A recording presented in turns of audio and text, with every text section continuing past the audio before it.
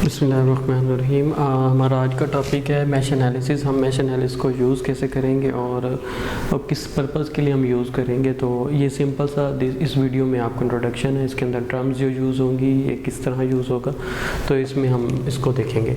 तो mesh analysis basically आपके पास use होता है सर्किट को एनालिसिस करने के लिए। जैसे हमने नोड एनालिसिस पढ़ा था, जिसके अंदर हम यूज़ कर रहे होते हैं कि आपको सर्किट को एनालिसिस करने का हमने मेथड पढ़ा था नोड एनालिसिस।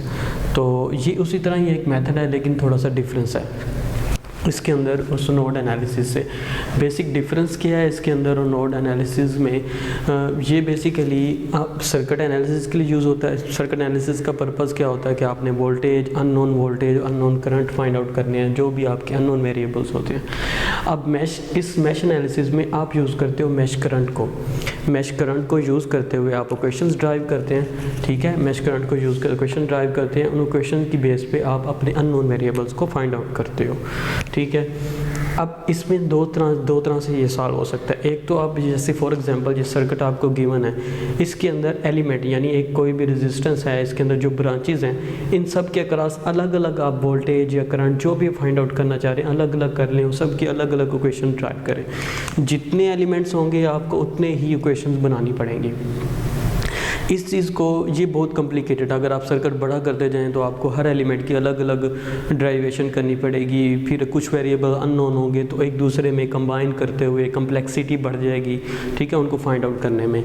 तो इसको ईजी किस तरह किया जा सकता है? आप मैश करंट को यूज़ कर लें। मैश करंट क्या होता है वो भी हम देखते हैं। मैश करंट को यूज़ करते हुए आप क्या कर सकते हैं, इनकी इक्वेशंस को कम कर सकते हैं। वो कैसे? क्योंकि मैश करंट जब भी यूज़ होगा वो बहुत सारे 2 या 3 या 4 वेरिएबल जितने भी उस मैश के अंदर आएंगे उनको कंबाइन उनकी एक इक्वेशन बना देगा। ठीक है, जहाँ पर आपने 3 वेरिएबल्स यहाँ पर हैं, 3 इक्वेशन बनानी थी अननोन, तो उसकी बजाय आप क्या करते हैं, उसकी एक बना लेते हैं। तो वो एक तो कम्प्लेक्सिटी रिड्यूस हो गई और उसको सॉल्व करना भी इजी हो जाता है। ठीक है, तो बेसिक इसमें क्या होगा, आप मैश करंट को यूज़ करते हुए वो क्वेश्चंस ड्राइव करेंगे। उसके बाद आपके पास क्या होता है कि इसके अंदर 2 स्पेशल टर्म्स जो हम नॉर्मली यूज़ करते हैं वो है लूप और मैश। लूप इससे पहले भी मैं डिफाइन कर चुका। Loop is a close path with the no node pass more than once. आप इस बात को वो से देखें जिसके अंदर कोई भी नोड एक दफ़ा से ज़्यादा क्रॉस नहीं होगी, पास नहीं होगी। बेसिकली नोड मैंने आपको पहले बताया था जहाँ पर 2 या 2 से ज़्यादा ब्रांचेस मतलब कोई भी एलिमेंट की ब्रांच जो है वो कनेक्टेड हो। जैसे यहाँ पर ये कनेक्टेड पाथ है, तो ये एक नोड है, इसको हम ए का नाम दे देते हैं। ये दूसरी नोड है जहाँ पर 3 एलिमेंट्स आपस में ब्रांचेस कनेक्टेड हो रही हैं, ये तीसरी नोड है, और ये एक कॉमन नोड है।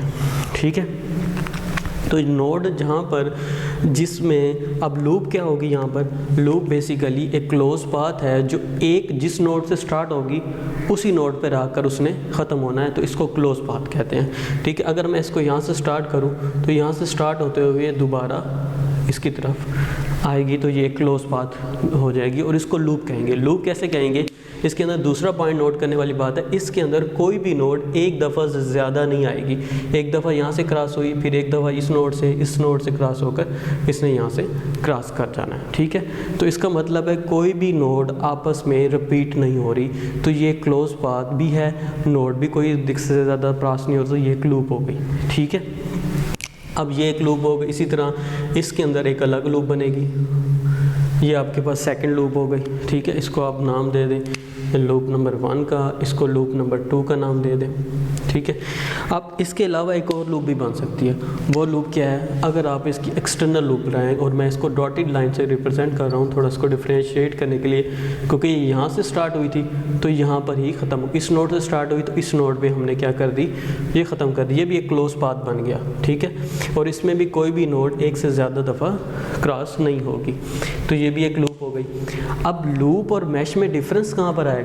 बेसिकली लूप क्या होती है जिसमें क्लोज पाथ हो, मोर देन नोड जो है ना मोर देन वंस पास ना हो, जबकि मैश क्या होती है जिसके अंदर कोई और लूप प्रेजेंट ना हो, उसको आप मैश कहते हैं।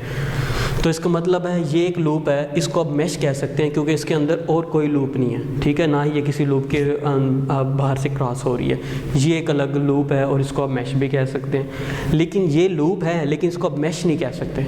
उसकी रीज़न क्या है? इसके अंदर 2 और लूप प्रेजेंट है। ठीक है। तो मैश की डेफिनेशन ही है that does not contain any other loop in it, ठीक है, any other loop in it. लेकिन इस लूप के अंदर, जिसको आप थर्ड लूप का नाम भी दे सकते हैं, इसके अंदर 2 लूप पहले से प्रेजेंट है, तो इसको आप मैश नहीं कह सकते, ठीक है। ये बेसिक डिफरेंस हो गया लूप और मैश में। अब मैश एनालिसिस में को अगर आप नोड एनालिसिस से डिफरेंशिएट करना चाहें, उसका मेन डिफरेंशिएशन क्या होगी कि नोड एनालिसिस में आप देखें, आप यूज़ करते हैं KCL यानी Kirchhoff's current law to find out the unknown variables in a circuit. Unknown variables का पर्पस क्या है, जबकि मैश एनालिसिस में आप KVL यूज़ करते हैं, किरचॉफ्स वोल्टेज लॉ, ठीक है। हम ये देखेंगे कि कैसे अप्लाई करेंगे। KVL यूज़ करेंगे और अननोन वेरिएबल्स को फाइंड आउट। अननोन क्या होगा, करंट होगा आपके पास, आप इसको वोल्टेज हो गए, ठीक है। तो सर्किट के अंदर जो चीज़ें आपके पास अननोन होंगी उनको फाइंड आउट करने के लिए आप KVL यूज़ करते हैं मैश एनालिसिस के अंदर, ठीक है, इस बात से।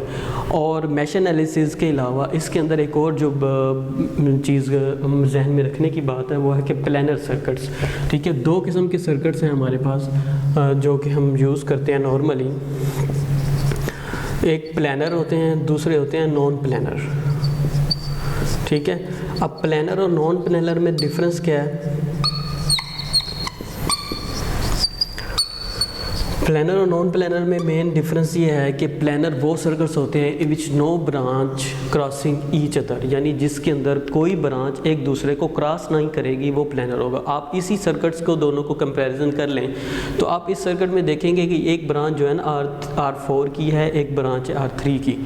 ये एक दूसरे को क्या कर रहे हैं, ये क्रॉस कर रहे हैं इस पॉइंट पे, यानी एक दूसरे को कट कर रहे हैं या क्रॉस कर रहे हैं इस पॉइंट पे, एक दूसरे को क्रॉस कर रहे हैं। तो इसका मतलब है कि ये जो ब्रांचेस हैं एक दूसरे को इसमें क्रॉस कर, जबकि इसमें ऐसी कोई ब्रांच नहीं है जो एक दूसरे को क्रॉस कर रही हो कहीं से भी, ठीक है। कनेक्टेड होना डिफरेंट होता है, क्रॉस करना डिफरेंट होता है। तो आप इन दोनों को देख सकते हैं। कनेक्ट होना और बात होती है, जैसे यहाँ पर एंड पॉइंट में कनेक्टेड है, इसको आप क्रॉस नहीं कह सकते। क्रॉस होना पास होना एक दूसरे के अंदर से, जैसे एक दूसरे के पास हो रही है एक दूसरे से। तो ये एक नॉन प्लानर है, इसको आप कहेंगे नॉन प्लानर। और ये एक प्लानर है क्योंकि इसमें से कोई ब्रांच एक दूसरे को पास नहीं कर रही। तो ये एक प्लानर सर्किट है और ये एक नॉन प्लानर सर्किट है, ठीक है। तो ये अब हम मैश एनालिसिस कहाँ यूज़ करेंगे? हम मोस्टली हमारा मैश एनालिसिस का जो मेथड है वो प्लानर सर्किट्स के लिए अप्लाई होता है। नॉन प्लानर के लिए आपको एलिमेंट्स के वेरिएबल भी इंक्लूड करने पड़ते हैं, उनको भी अननोन के तौर पे यूज़ करके फाइंड आउट करना पड़ता है। तो बेसिकली मैश एनालिसिस हमेशा मोस्टली प्लानर सर्किट्स के लिए यूज़ होता है और हम यहाँ पर प्लानर सर्किट्स को क्या ही स्टडी करेंगे। नॉन प्लानर सर्किट्स के लिए कम्प्लेक्सिटी बढ़ जाती है, मैश एनालिसिस का प्रॉपर मेथड आप अप्लाई नहीं करते, बल्कि उसके अंदर मज़ीद कुछ इक्वेशंस जो कि आपके एलिमेंट वेरिएबल्स के तौर पे ऐड अप करने पड़ते हैं, ठीक है। और इस चीज़ को आपने ध्यान में रखना है कि हमने मैश एनालिसिस को प्लानर सर्किट्स के लिए यूज़ करना है। तो समराइज़ क्या है कि आप मैश करंट यूज़ करेंगे, ठीक है, इसको क्वेश्चंस को ड्राइव करने के लिए।